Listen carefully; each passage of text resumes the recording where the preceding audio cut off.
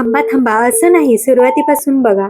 सकाळीच मला सांगितलेलं आज बर्थडे आहे, त्यामुळे आज काहीच काम करायचं नाही. मग काय जेवण करायला हॉटेलमध्ये गेलो. जेवण करून बाहेर आलो आणि ज्यूस पिलो आणि घरी निघालो. बर्थडे करायचा तसा काही प्लॅन नव्हताच, कारण त्यांना नाईट ड्युटी होती. पण मला रील शूट करायच्या होत्या म्हणून छोटा चॉकलेट बाउल घेतला. यांनी माझ्यासाठी बर्थडे गिफ्ट आधीच आणून ठेवले होते. खूप छान पेंजन आणले होते आणि त्यासोबत माझे फेवरेट चॉकलेट पण. प्रेझेंट त्यांच्याकडूनच पायात घालून घेतले. माझ्या वहिनीने पण मला इयरिंग्स आणि ब्रासलेट दिले. ते पण खूप छान होते. नंतर रील शूट केला, त्यातच खूप वेळ गेला. ते पटकन आवरून ड्युटीला गेले.